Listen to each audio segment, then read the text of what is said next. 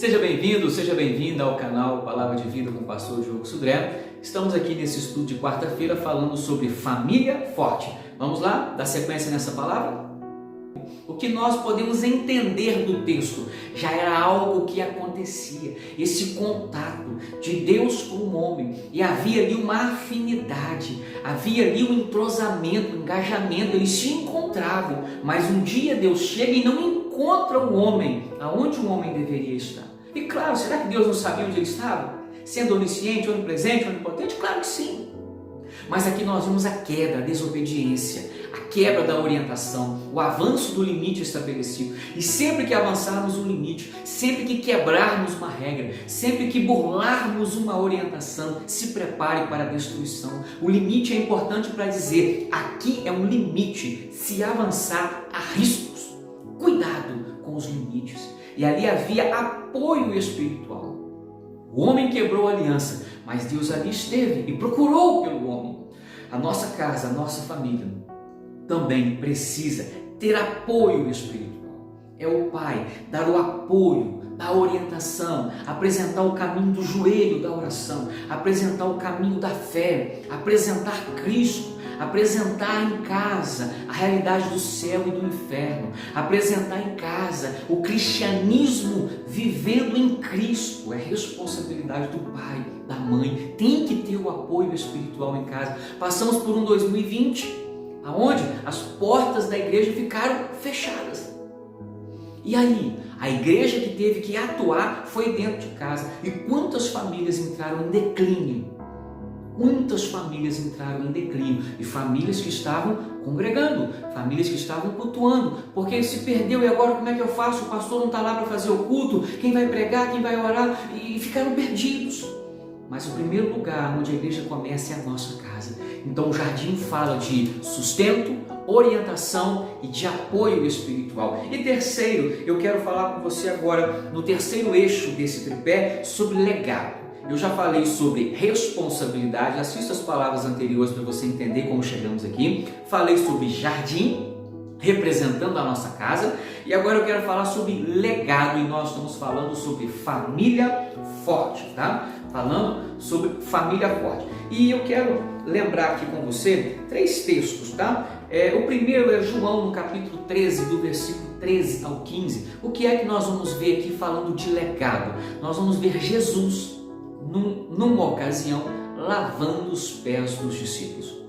Nós vamos ver Jesus fazendo algo que era esperado que aquele de função mais inferior, que era um funcionário, um empregado dentro da casa, que ele tinha a responsabilidade de lavar os pés daqueles que chegavam.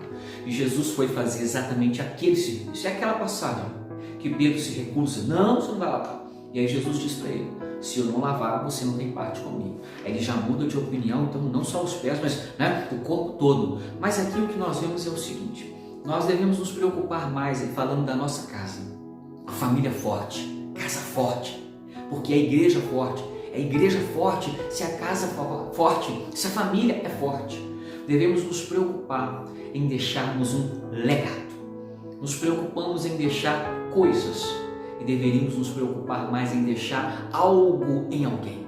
E aqui Jesus deixou o exemplo e Jesus falou com os discípulos assim, olha, eu, sendo mestre, fiz isto, ou seja, lavei os pés, e vocês me viram fazendo isso e eu sou mestre. Do mesmo jeito que eu fiz, façais vós também. Eu deixei o exemplo, Jesus falou com eles. Qual exemplo nós temos deixado dentro da nossa casa, dentro da nossa família? Sabe que legado que nós estamos deixando? Que geração de adoradores nós estamos formando? Que geração de adoradores eu estou formando na minha casa? Que geração eu estou formando na minha casa? Daqueles que vão buscar a Deus, adorar a Deus em espírito e em verdade. Que geração, que exemplo de fé, de comprometimento, que exemplo de comunhão, que exemplo de caminhar para a igreja. Eu, Diogo, estou deixando para os meus filhos. Que exemplo, o que é que eu estou fazendo? Segunda coisa, falando de legado, o legado, ele também nos fala sobre exemplo ou educação para a vida. Em João, no capítulo 8, do versículo 7 ao 9, nós temos aquela ocorrência quando uma mulher é pega em adultério e é trazida diante de Jesus, e a população estava ali armando uma situação para poder tentar fazer o quê? Pegar Jesus. Esse era o interesse deles. Eles queriam pegar Jesus ali de qualquer jeito, eles queriam arrumar uma situação e tal, e aí eles armaram meio que uma cilada ali. E aí eles levam aquela mulher pega em adultério, perguntam a Jesus qual que era a orientação que ele daria e tal, e aí Jesus vai falar o que com eles? Olha, aquele que não tem pecado, atire a primeira pedra. Essa foi a orientação que Jesus deu. E o que é interessante nós observarmos ali, sabe o que é? Que o texto vai dizer que, começando do mais velho para o mais novo, eles foram largando as pedras, porque não tiveram resposta para dar a Jesus. O que eu quero focar aqui é o exemplo, é o mais velho fazendo e o mais novo copiando. Educação para a vida. Se eu indicar um caminho correto, os que estão atrás de mim me seguirão por este caminho. Eu estou falando especificamente da nossa casa, nós como homens, o cabeça, mas eu estou também falando para a mãe, porque muitas vezes é apenas a mulher que serve ao Senhor, o marido ainda não serve ao Senhor, então ela é este caminho. Maravilha, parabéns por você ter chegado até aqui. Nos encontramos na próxima quarta-feira para darmos sequência a esta palavra. Deus tem algo bom para você.